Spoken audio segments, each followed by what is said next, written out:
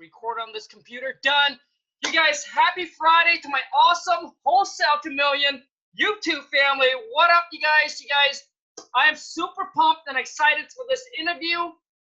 This is subscriber first wholesale deal interview. Man, he crushed it and wholesale over $50,000, made over 50G on his first wholesale deal. I'm bringing him on to share with you guys his stories, how he started, how he got his first wholesale deal, and hopefully you guys be able to learn something from this, apply, you guys can take actions and make it happen, create your own success. So let's take no further time. Help me welcome Jonathan. What up, buddy? What up, Khang? Good to be here, man. Awesome, man. Thank you. Hey, thank you so much for taking your time to jump on, man. Really appreciate it. Thanks for having me, brother. Awesome, and this is your guys' time. It's always, this is the time to give back, and hopefully on the IG here, I'm bringing IG. If you guys haven't followed me on IG, go to Khang.wtm. But Jonathan, let's jump right into it, man. Share with us your story, kind of like where you're at and how did you discover wholesaling and how you got into it, and then leading to your first wholesale deal. All right, okay. Well, it was almost 2 years ago. I bought a course, Cole Hatter's course on real estate through Ty Lopez. So that's what kind of got me into even knowing about wholesaling. So I honestly had no idea it even existed before that. So I took that course, but never really took enough action to really make anything happen. So I kept working at my job and never really made the changeover and put out enough marketing to make it happen. And it wasn't until May that I went to a conference in my city that kind of jump-started the whole thing. And then I found you on YouTube, and you kind of motivated me every day to get me to keep pushing for the marketing when I didn't really know what I was doing. So I just started watching you all the time to kind of just have something to motivate me, to push me like this is going to happen, keep going. So that's what I did, and yeah, look at the results are there once the action was taken. So that's kind of how I got started, Cool, man. Hey, Jonathan, do you go by John or Jonathan? John, perfect. So, John, basically, you got it into about 2 years ago, you said? Yeah. So 2 years ago, and at that time, were you just kind of learning? Yeah, I was learning. I didn't really know enough about it, to be honest, to even take enough action. I didn't think I knew enough, so I didn't do anything with it. So currently, I guess financially, or where you're at in life at that time? I had a job and I was making decent money, but I wasn't happy with the hours and just the lifestyle that I was living. It was just, it was brutal. So I wanted to get into real estate to change that and have freedom and to, make more too, but have the freedom to live the life I want to live and have the lifestyle that I want. Gotcha, man. Completely understand. So, discovered real estate about 2 years ago. So why wholesaling?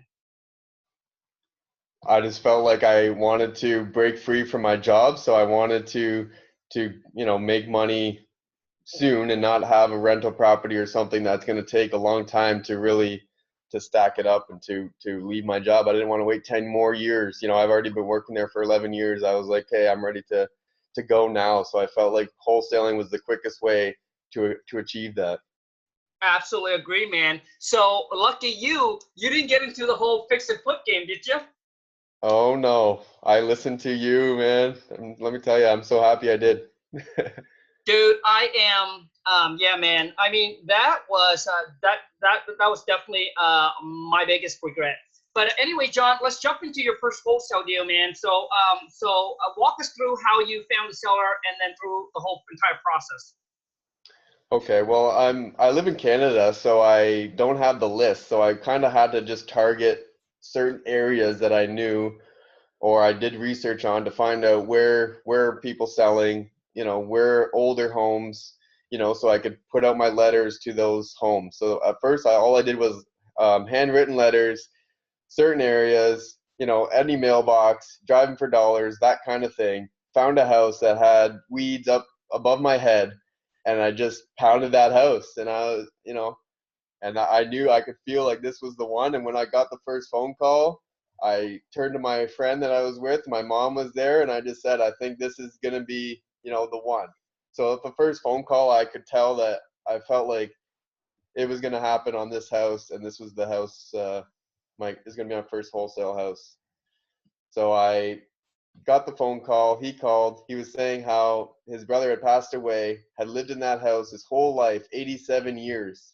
And the brother that was the seller lived there growing up too. So, they had a lot of emotional attachment to the house. I'm sure they paid, a very good price for the house back then.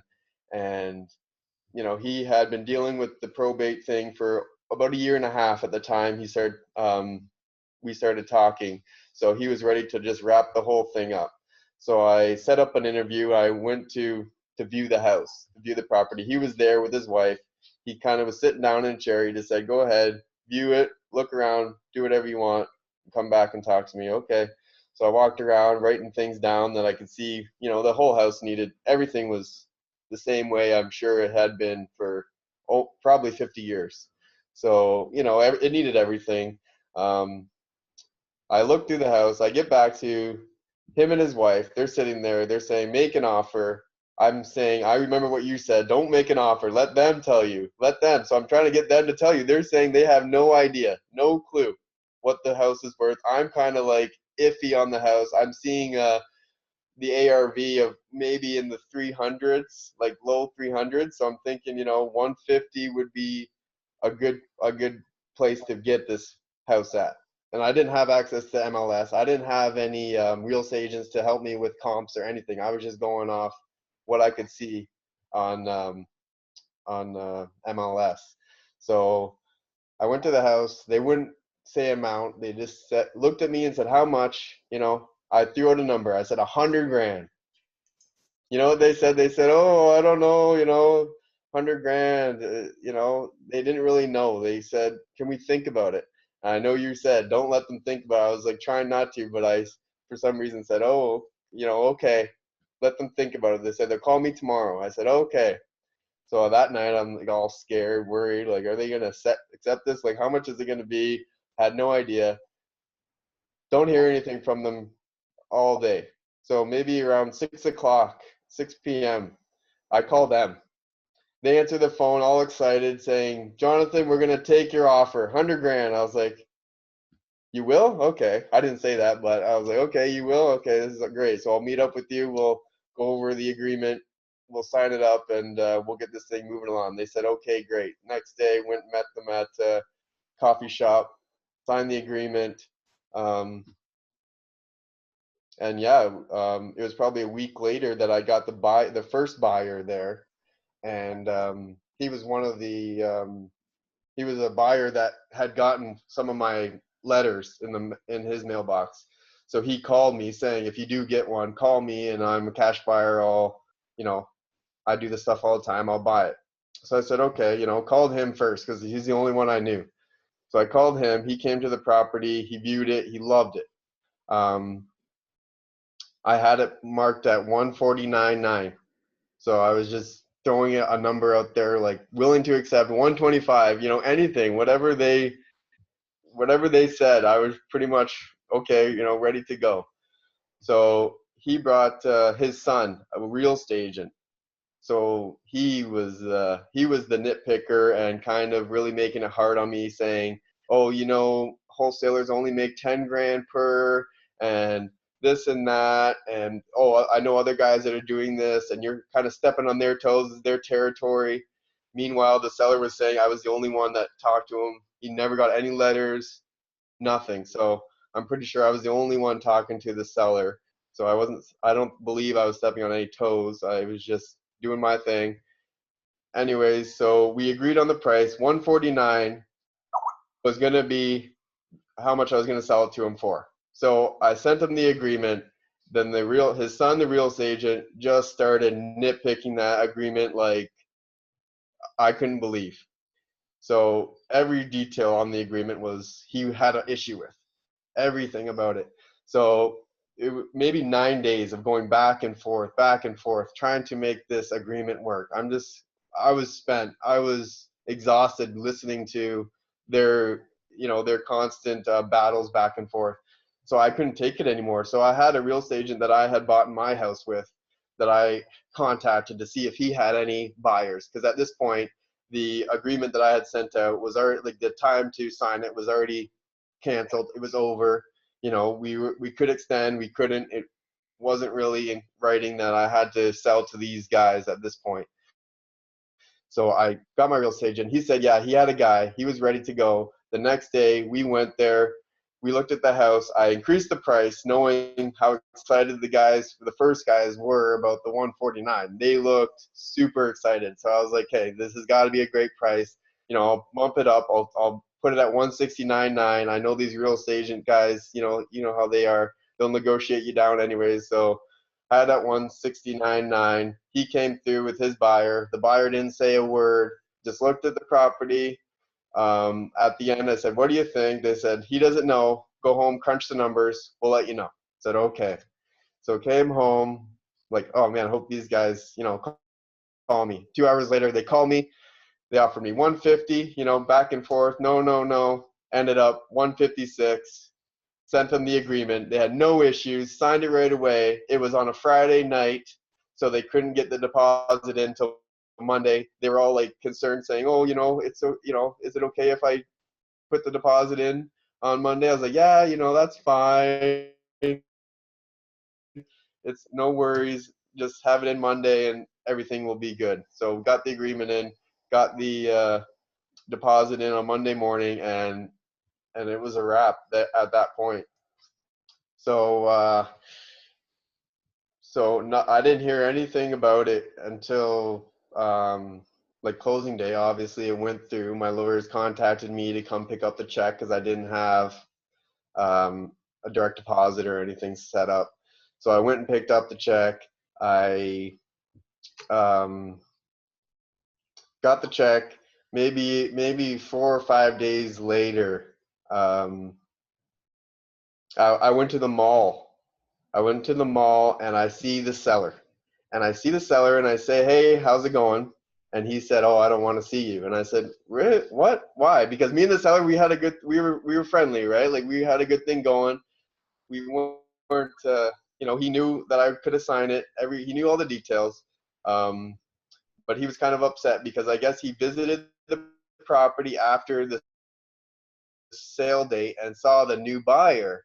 And when he saw the new buyer, he started talking to the new buyer, asking the new buyer how much he paid, all that kind of stuff. So I think he was a little shook by when he heard the amount that the end buyer had actually paid for the property and what he actually received.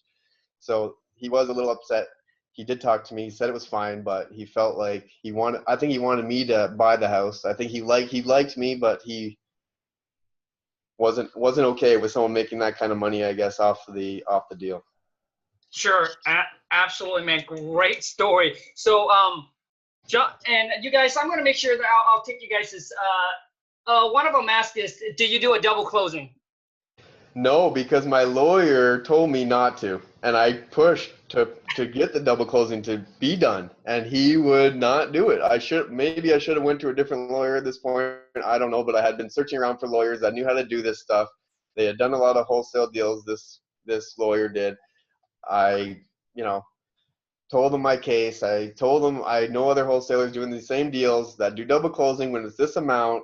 I really want to do it. I don't want any hard feelings from either side, but he wouldn't do it. So I just did a normal assignment agreement.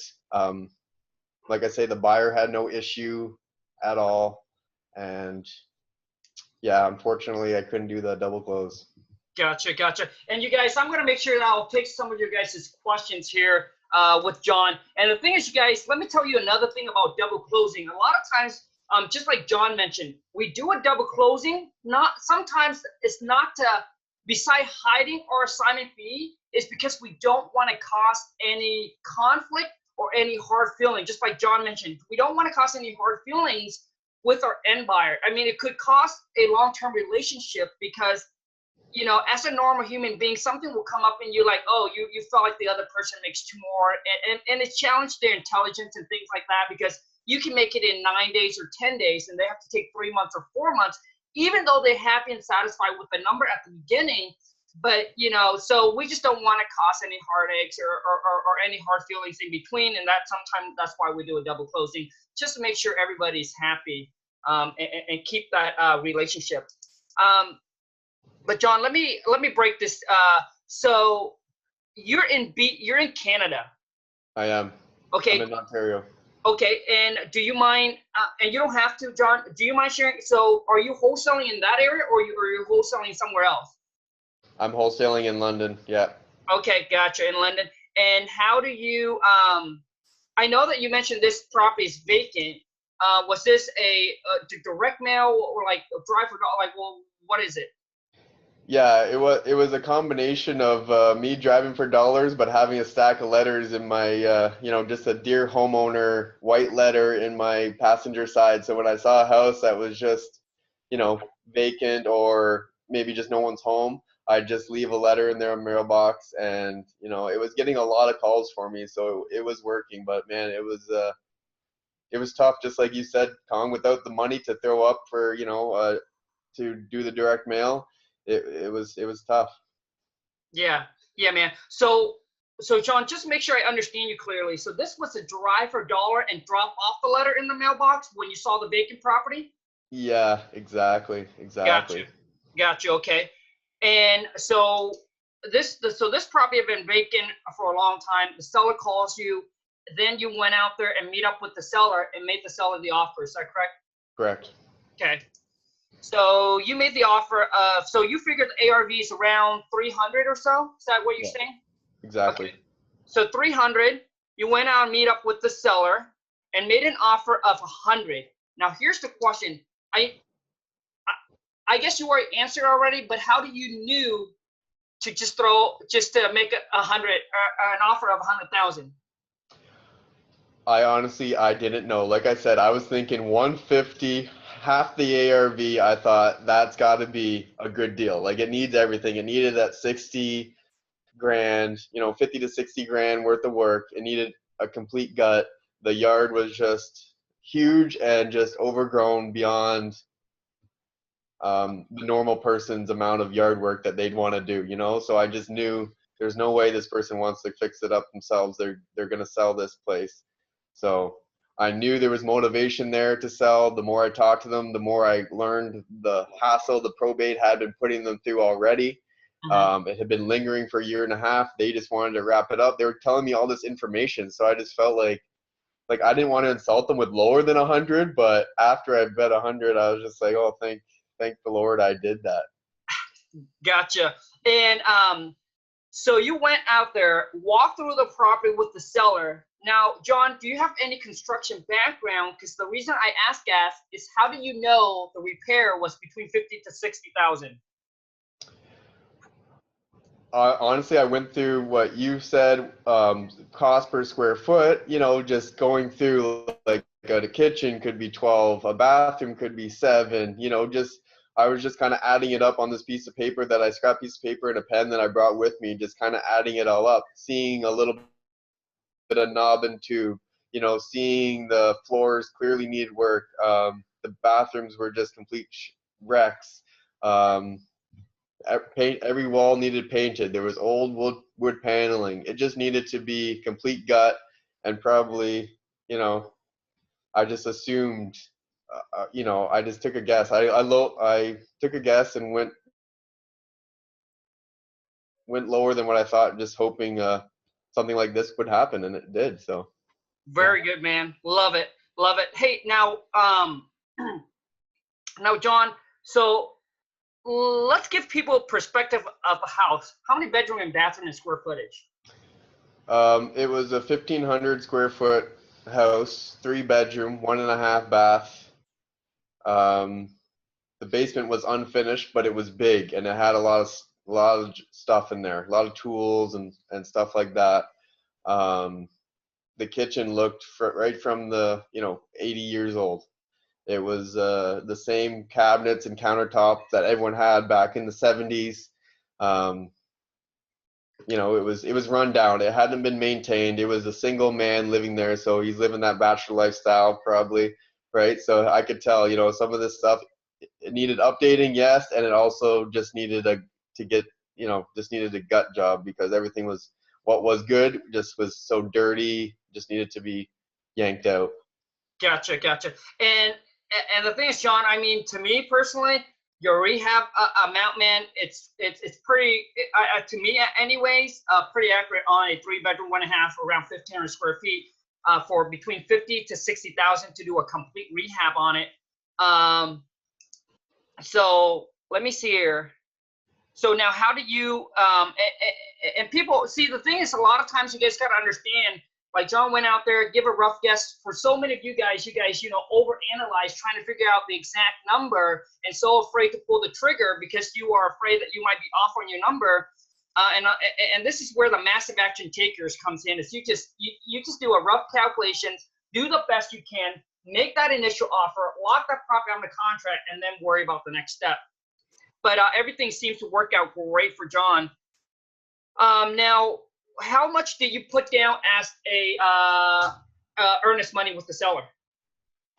Okay, so at first, the seller was pretty comfortable with me, and I talked to them about it. They were saying, you know, they believed me. They knew that the house was going to sell for that price on this date.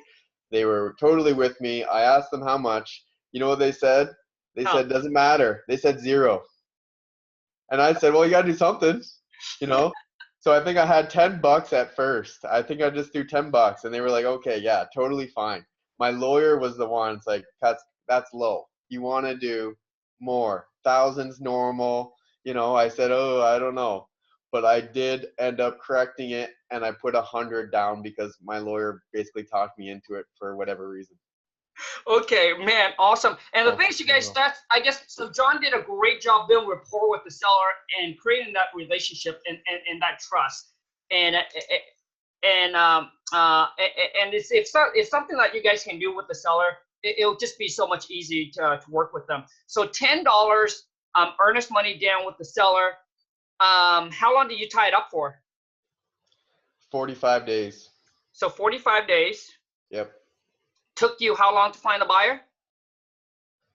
Well, it was 2 days after that the first buyer came. Okay. And then, like I said, I dealt with him going back and forth for 9 days after that. Mm-hmm. So I think it was, and then, so the 9th day, so 11 days after that. So maybe about the end buyer was from the day I wrapped it up to the day the end buyer that actually bought it. It's about 13 days.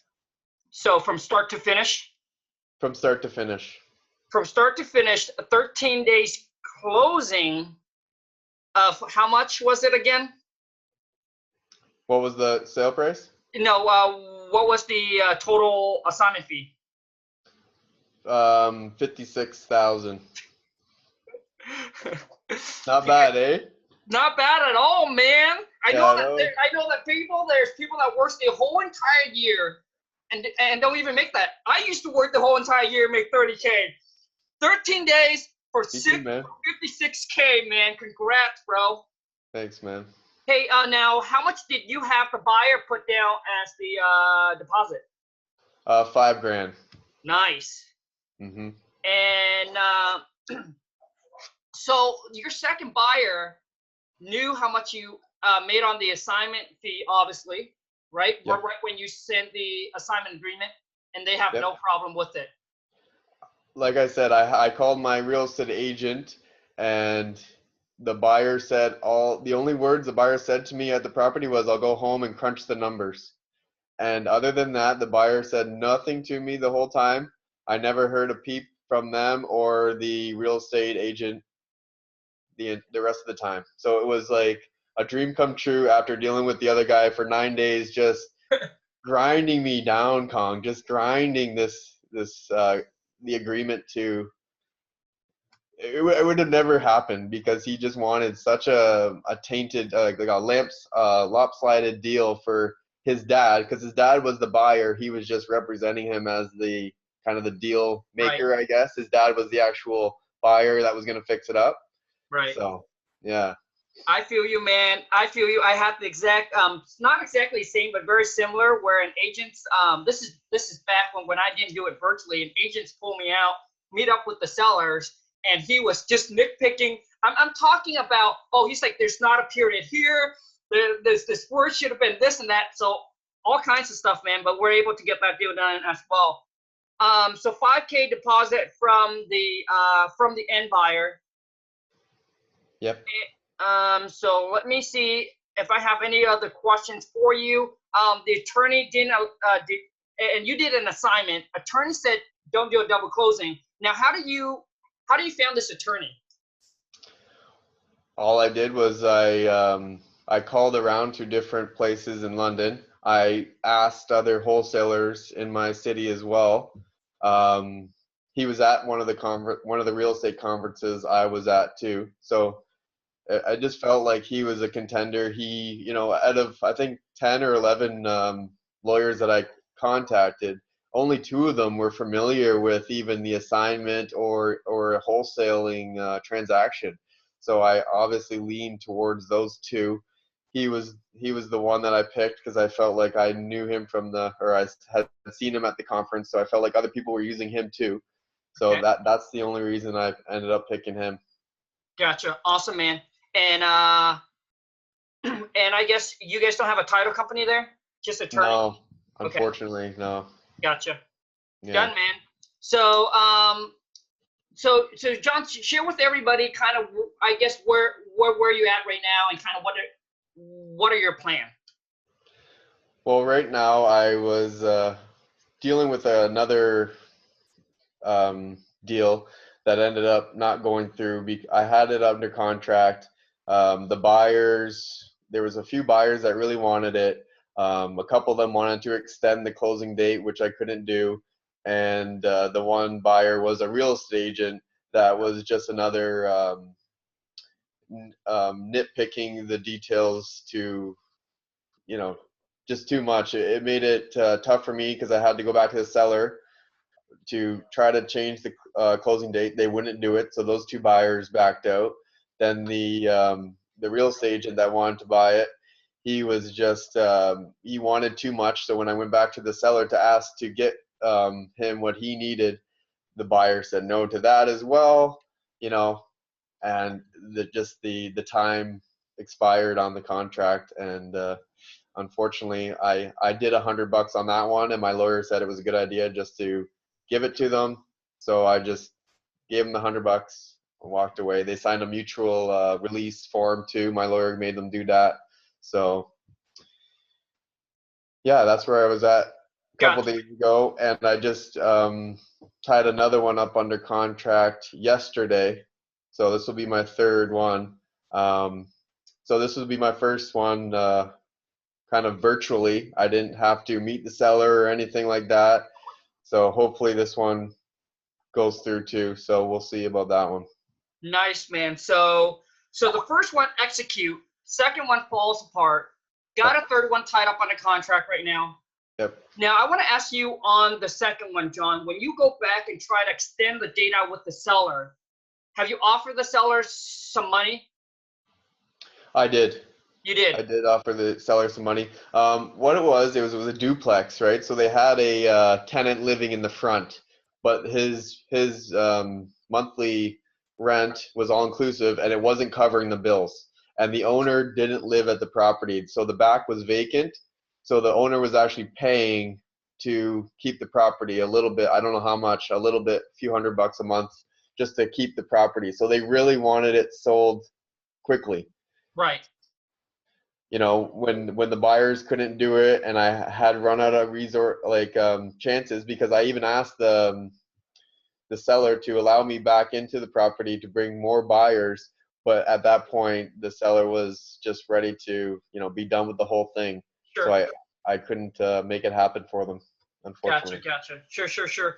Now you offer the seller some money. Have you ever asked the seller if what they would consider to extend it? Yeah, I did. I said how much, what would it take to make it happen? And I think I don't know if someone talked them out of it, maybe the price. I'm not sure exactly, but they became, they're dealing with a lot too. I don't really want to go into what they were dealing with, but they were dealing with a lot in their own life. So I think they were just, they had their own mind made up, and they were sticking with it. So unfortunately, I couldn't convince them to let me help them. So Gotcha. And the thing is, you guys, the reason why I bring that question up, because a lot of times what it is that, I used to, when the seller, because I used to not know. I used to not know that you can extend the closing date. I used to not know that you can offer the seller some money to extend the closing date.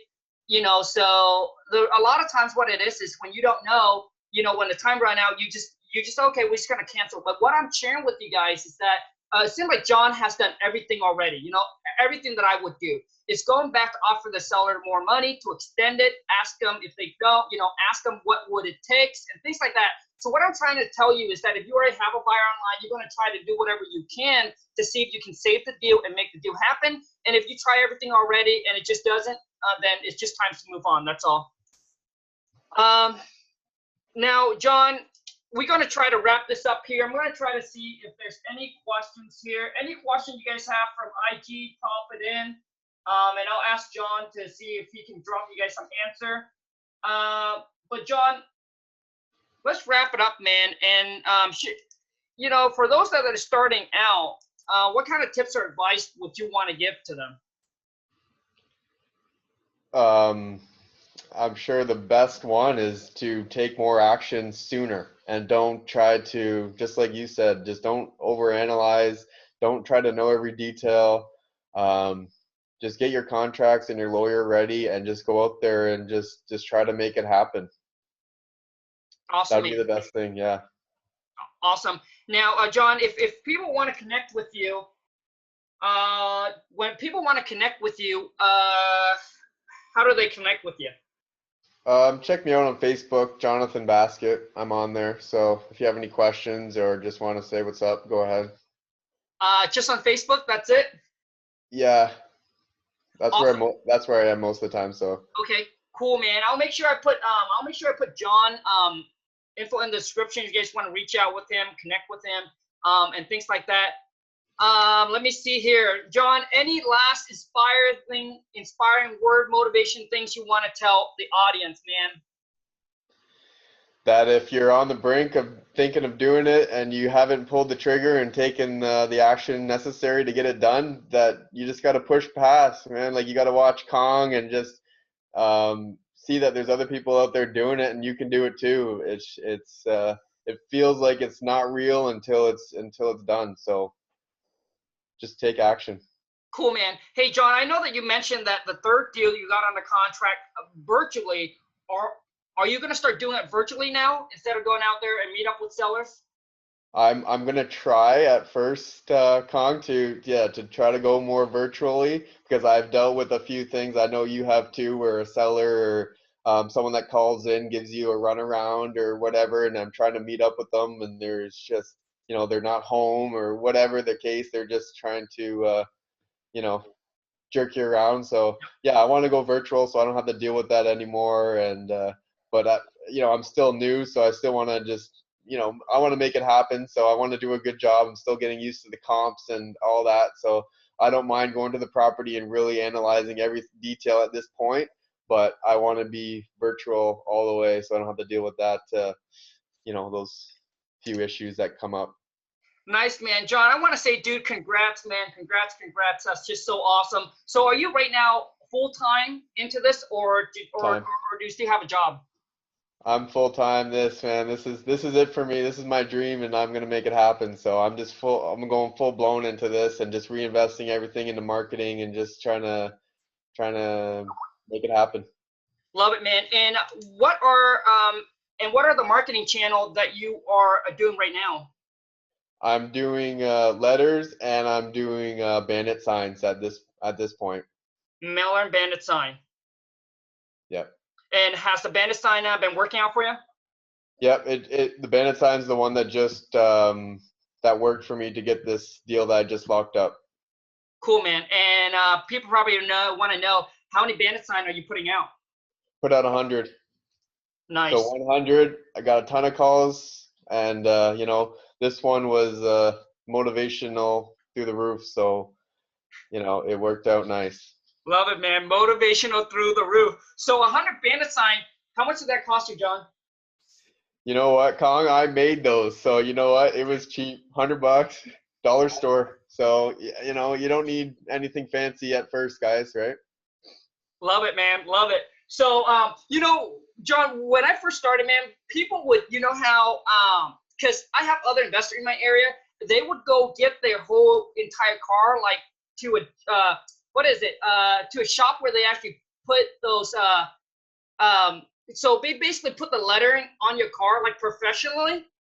Yeah. Guess what I did, man? I was going around and saying, we buy houses, and I would have this cheap magnet on my car. I'll have to post a picture of that on IG. I was driving around with my like Honda, and I have those magnet, dude, right on the side of the door, the cheap one. Nice. It worked though, didn't it? It worked, man. It worked. You know, a lot of times what it is you just have to do everything you can. And we have a question: is how many letters do you send out, John? So guys, I honestly I sent out probably 2,000 letters. So 2,000. You know, I got a ton of calls, and I'm probably just like you, Khang. There was deals that I probably just missed. That I just wasn't talking to the seller right, or you know, the numbers at first didn't make sense, and I didn't know how to negotiate down. I didn't have your package deal at the time, and yeah, I would have liked it to have it then, because I do have it now, and it does work, and it works great. So if you guys don't have that, you guys should think about getting that, because of course there's going to be deals where you just answer the phone, and it's, you know, kind of like this one. I truly believe like just anyone almost could have made this deal happen if they just took the phone call and took the actions necessary to wrap it up. Gotcha, man. So you're sending out 2,000 letters a month? That was about a month and a half of sending out letters. So it was probably in the 500 a week range, maybe 300 a week ish. So 500 letters per week. And John, so is the King Kong seller script package, does the script really help you out, man? And just be honest. Yes, it does. It helps me out. Like I say, if there's, you know, there's only the very rare few that you can just answer the phone and make a deal happen. The other ones, you guys are gonna have to use your skills and talk them into making it work for both you and for them. So, you know, if like you always say, Khang, if you're serious about it, you should just buy it and just get there faster. Don't waste time trying to talk to them and learn yourself, because you know, $500 is not, it's not worth it. It's just not. The amount of time you'll waste, right? You could waste, like you say, months of time. It's you know, you can't get that back. $500 you can get back in one deal, like you always say, Khang. It's just true, but you know, it's hard to believe when you've never done it. It really is. So I understand why some people won't pull the trigger and buy it, but you guys should if you guys are serious. So yeah, that's my take on it. And the thing is, you guys, John, I brought John on here. This is not an affiliate. We're not on here. John is not helping me selling the package or anything like that, you guys. Just want to let you guys know that, okay? And the thing is, you know, just like John said, when I first started out, you guys, it was kind of like that. It was kind of like, you know, like you got to get to the point where you cannot get lucky, because you can only get lucky for so many times. But you want to build a business. To build a business, you need to know how to talk and communicate with these sellers. So that way your rate of converting these leads that comes in will be a lot better if you do not know what to say, how to talk, how to handle the calls. And that's what it is. It's just like John mentioned, you know, when I first started too, it took me so long, you know, because I didn't know how to talk to the seller. And so my conversion rate was really bad. And also too is when I get due on the contract, it was through an agent. And to me, to be honest, it was just luck. It was like, because they're just super motivated. It's like, you know, as long as the price is right with them, you know, and you'll be able to build that relation, you know, that trust, and they're ready to go. But I'm just telling you, like in today's market, there's so much competition out there that if you do want to build a business, you need to know how to talk and communicate with the sellers properly, man. So anyways, and you guys, thank you so much. John, I want to wrap it up, man. Thank you so much for your time, dude. I really, really, truly appreciate it, dude. Hey, thanks for having me, Khang, and thanks for doing everything that you do all the time. It's been you've helped me so much. It's crazy, man. Awesome, man. And the thing is, you guys, I couldn't have done it without you guys. And I said it many times a year, many times over again. Things don't happen overnight, you guys. You guys got to understand that. It does not happen overnight. It happened over time. Don't see the success that people are having, and you are trying to get to that point and you're not having, and then you feel discouraged because you're not moving as fast, but you don't understand the back end of the stories, where they actually come from, and how they started and how they got to where they are. So it takes a lot of time, you guys. It does. So don't get discouraged if you are feeling like you're going slow. As long as you keep on going, that's what matters, right? It's like the hares and the turtles. The turtle end up winning the race because the turtle just keep on going and going. And that's the key, you guys. It's just keep on going, whether you're going slow or fast. Don't get discouraged if you're going slow. Just don't compare yourself, and just go, man.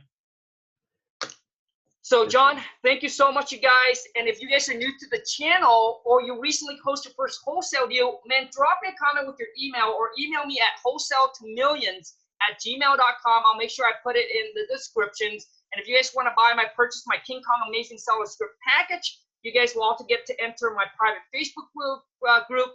John is on there. We have multiple members. I think we're at 150 member now, but there's multiple people on there that have closed deals and things like that. And it's a great community, great group to be a part of, because we're all trying to help each other, trying to get to the next level. And John, thank you so much. Take care, man. I really appreciate it, and I wish you tons more success, and look forward to seeing your success, buddy. Thanks, Khang.